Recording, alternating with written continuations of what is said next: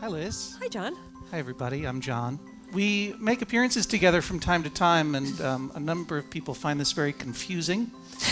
Yeah, what seems to be very natural for us to be together, I think, causes some disjunction in other humans' brains, because the reality is that we, in previous lives, we were and are friends. So Liz is still today one of the greatest writers I have the pleasure to know, and I'm still her student in every way. So thanks, Thank pal. you and good night. Yeah, there This you go. has been a wonderful evening. So congratulations. Thank you. You finally didn't write a book.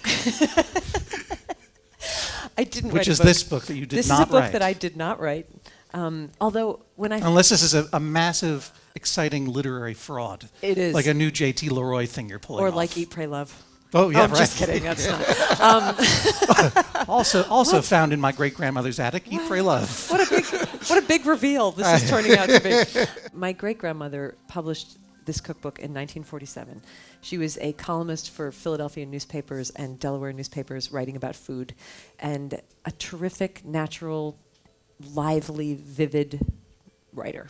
And I had sort of known of her existence but chose to completely ignore it. Wasn't interested in the domestic arts and just sort of cast it away, and discovered it again last spring and just thought I should take a look at what this thing is, and found this extraordinary living person inside that book who was much more Dorothy Parker than Betty Crocker. This is an amazing writer, first of all, and clearly an amazing woman adept at thinking on her feet as everything falls down around her. There in the kitchen sat cook, head in hands, amidst unstacked dishes and guttering candles, gazing out of tear-filled eyes at a partially unwrapped meringue.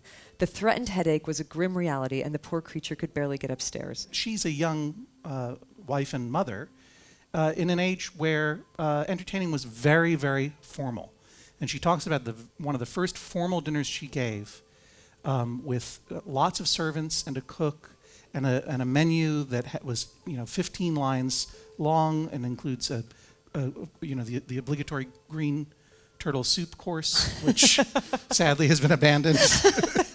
Bravely trying to keep some remnant of what I still felt was the necessary formality, I was just about to bring the meringue to the table when the guest of honor appeared in the kitchen and, with a heartening pat on my back, bore the icy pyramid to the dining room sideboard where, amidst cheers, he announced himself as the new butler and proceeded to serve dessert and jovially press second and third helpings with all the confidence of a staged Jeeves. And in the midst of it, it falls apart, and the lights go out, and the babies start wailing, and the guest of honor is confused. Our important guest really relished his kitchen supper of beer and self-made onion sandwiches, and when later he joined a game of softball in the hall, batting one of the baby's worsted toys with a rubber-tipped plumber's assistant, his dignity and my failure as a formal hostess were completely forgotten.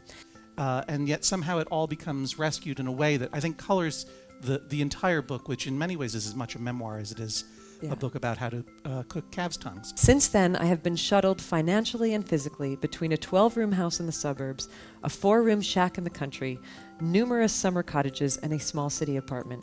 An isolated and heatless farm on Maryland's eastern shore was my home during the war years. In all of these abodes, I have found that providing a really heartfelt welcome and simple and plentiful food gives any hostess an advantage over the famous man who built the better mousetrap. A world of friends will beat a path to your door. It's so lovely. Thank you all. It's my copy, so I'll take it back.